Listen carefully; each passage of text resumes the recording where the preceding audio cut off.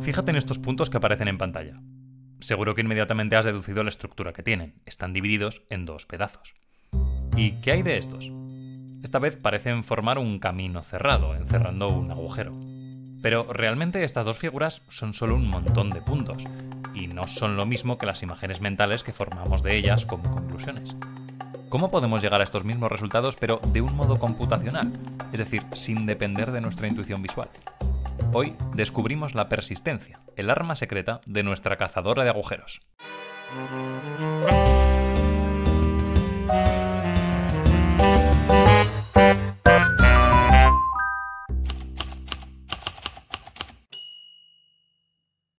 Hoy hablaremos de la homología persistente, una herramienta que permite hacer justo eso, extraer conclusiones sobre el número de pedazos o de agujeros que más probablemente exhiba un conjunto de puntos.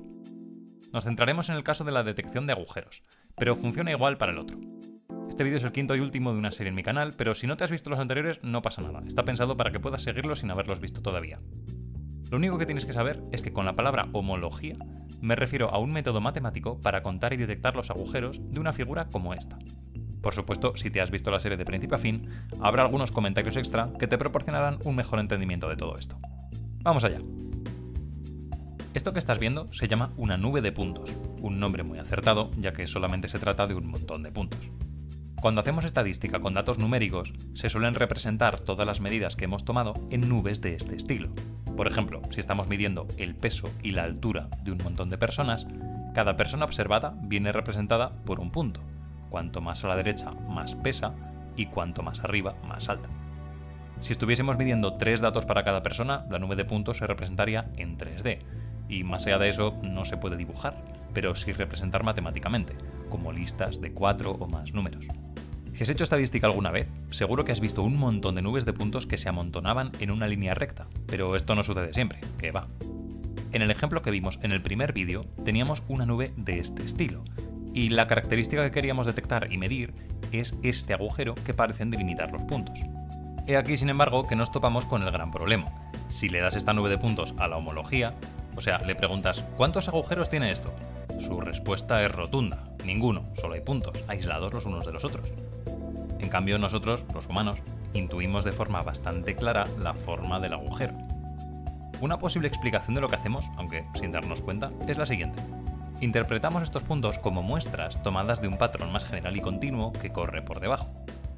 Podríamos llamar a este patrón el espacio subyacente, y aunque no tenemos ni idea de cómo es en realidad, podemos intuir qué forma general puede tener gracias a las muestras. Y lo imagines como lo imagines, diantres, el agujero siempre está. Cualquier espacio subyacente que se ajuste de forma medianamente razonable a los puntos va a tener un hueco enorme. Puede haber casos en los que no está tan claro.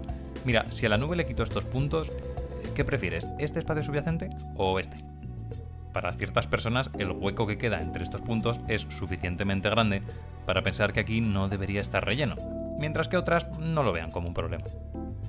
Lo que nos hace pensar que esos puntos deberían o no deberían estar conectados por el patrón subyacente es, por supuesto, su proximidad. Cuanto más cerca estén dos puntos, más probable nos resulta que estén conectados. Por ejemplo, mira estos de aquí. Creo que estaréis todos de acuerdo en que están tan cerca que es difícil imaginarse cómo puede el patrón partirse en medio de ellos, tienen que estar conectados. En esta otra nube de puntos, en cambio, vemos más bien dos zonas muy lejanas, así que como su distancia es tan grande, no las conectamos mentalmente. Esto ya nos da la pista de cuál es la solución. Necesitamos incorporar una idea de cercanía de los puntos, y que esa cercanía determine cuándo están o no conectados. Vamos a irnos a un ejemplo con una nube de puntos mucho más pequeña.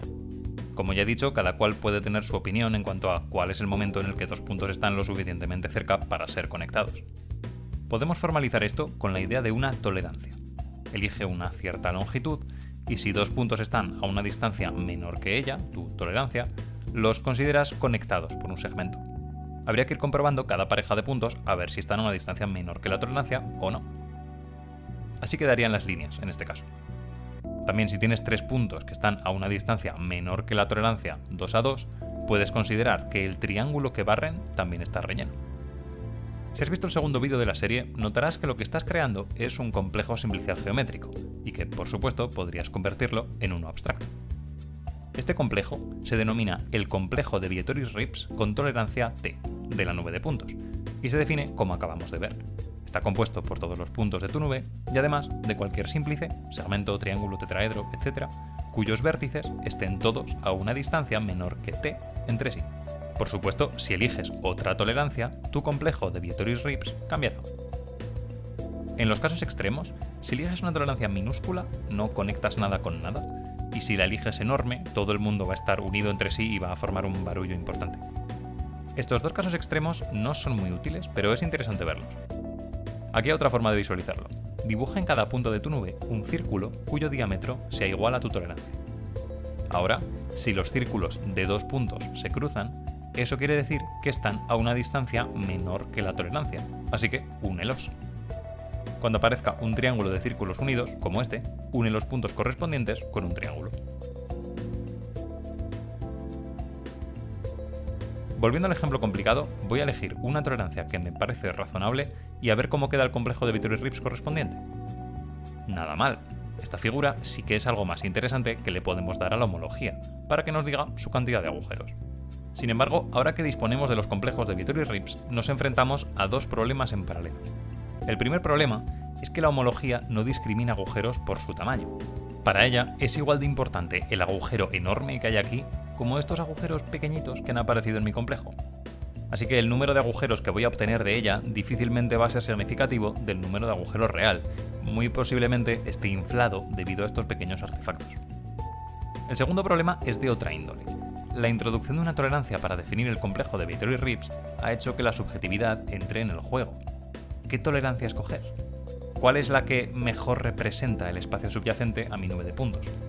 Aunque en este caso algunas tolerancias parecen intuitivamente erróneas, cuando trabajemos con nubes de puntos en espacios con más dimensiones, no tenemos modo de confirmar esto visualmente. Y aun en este caso, hay tolerancias para las cuales una no parece mejor que la otra. Es como darte a elegir entre una bola de helado de chocolate y una de helado de vainilla. Ambas opciones son tan buenas que la decisión parece imposible. Hasta que la elección correcta te salta a la vista, por supuesto, porque elegir si puedes coger una bola de cada. ¿Y quién le hubiera dicho la solución para el problema de la tolerancia? Es exactamente el mismo, porque elegir si puedes analizar todas las tolerancias a la vez. Vamos a empezar escogiendo una tolerancia cercana a 0 y a ver qué pasa conforme la aumentamos gradualmente. ¿Recuerdas cómo construíamos el complejo de Vietoris-Rips con los círculos, verdad? Pues lo que vamos a hacer es ir aumentando su tamaño según aumentamos la tolerancia. Al principio, con tolerancias pequeñas no tenemos nada que unir. En determinado momento habrá dos círculos que serán lo suficientemente grandes como para chocar, y entonces dibujaremos un segmento entre ellos, que se va a quedar dibujado siempre a partir de ahora. Continuamos haciendo esto mismo, aumentando la tolerancia poco a poco hasta que llegamos a una tolerancia tan grande que unimos toda la nube de puntos entre sí. Voy a parar aquí por no enmarañar más el dibujo, pero podríamos seguir. Con esto disponemos de una visión de todas las tolerancias. Este proceso se llama la filtración de Vietoris-Rips de la nube de puntos. Por hacer un símil, antes, cuando elegíamos solo una tolerancia, lo que obteníamos es una imagen estática, una sola posibilidad de cómo conectar los puntos. Pero ahora, al variar el parámetro de tolerancia, obtenemos una serie continua de imágenes, un vídeo, que nos muestra todas las posibilidades. Así podemos reinterpretar el parámetro t de tolerancia como t de tiempo. Estás viendo la evolución de una forma a lo largo del tiempo, desde una nube de puntos hasta una maraña, pasando por un montón de etapas intermedias. En cada momento de la filtración podemos analizar la homología del complejo que obtengamos, esto es, la cantidad de agujeros de diferentes dimensiones que tiene. No nos vamos a complicar la vida y vamos a estudiar solo los agujeros de dimensión 1, o sea, los usuales. Ahora bien, al haber introducido el tiempo, podemos decir algo más interesante sobre estos agujeros, su tiempo de vida. Los agujeros nacen en algún momento posterior al inicio y mueren antes del final, cuando todos los puntos están conectados con todos los demás. En este ejemplo, nace un agujero alrededor del tiempo t igual a 3 y muere poco después, sobre el tiempo 3,5. Como cualquier ser vivo, estos agujeros pueden sufrir cambios durante su vida. Es raro que permanezcan siempre iguales hasta su muerte, como sucede en este ejemplo fácil, pero aún en ese caso es posible seguirles la pista. Vamos a ver cómo es la vida de los agujeros en el filtrado de Vietoris-Rips de esta otra nube de puntos, y de paso os explico cómo se resume esta información. Al principio no hay nadie vivo. En algún momento empieza a haber actividad en la filtración, aunque ningún agujero por ahora, hasta aquí. Ha nacido un agujero. Para dar cuenta de esto, vamos a marcar un punto encima de su momento de nacimiento. Continuemos la filtración y mientras viva nuestro agujero, vamos a extender el punto que le hemos otorgado a una línea para indicar que sigue vivo. Aquí nace un segundo agujero, así que añadimos un nuevo punto al gráfico y lo extendemos mientras viva. En algún momento nuestro primer agujero muere, ya que toda la zona vacía que rodeaba se acaba tapando. Así que la primera línea de nuestro gráfico se detiene aquí. El segundo agujero muere un tiempo después, deteniendo su respectiva línea. A partir de aquí ya no nacen más agujeros. Este gráfico que hemos obtenido se llama un código de barras y resume la información de nacimiento y muerte de los agujeros de la filtración mediante, barras. El ejemplo que he puesto está escogido a idea para que tenga solo 2 barras, pero por lo general suele haber muchas más. Bien, pues todo este método que hemos visto, pasar de la nube de puntos a una filtración y a un código de barras, se denomina homología persistente. Homología porque en cada momento del tiempo estamos contando agujeros, y persistente porque además nos interesa ver cuándo aparecen o desaparecen, es decir, lo mucho o lo poco que persisten. Con los códigos de barras se pueden hacer estudios estadísticos bastante más sofisticados de lo que uno creería, pero la regla de oro es, por fortuna, facilísima.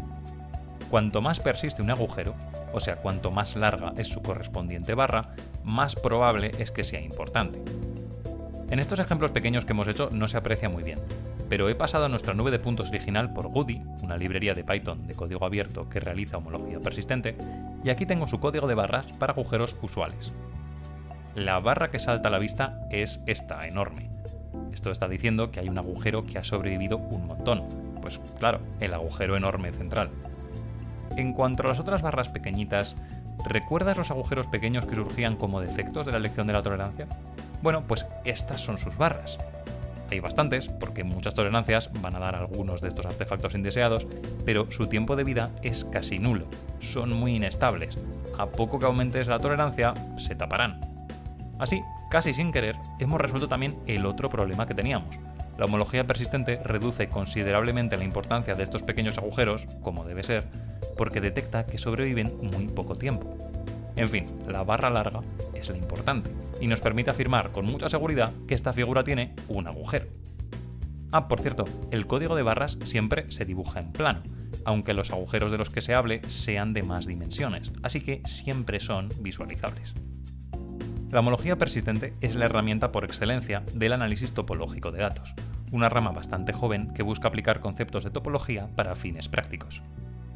Algunas propuestas y casos de uso reales de la homología persistente son en bioquímica, para estimar la flexibilidad de ciertas proteínas, en climatología, para descubrir nuevas pautas climáticas que no conozcamos, y en prevención de desastres naturales, donde se han propuesto métodos basados en homología persistente para detectar señales tempranas de inundaciones.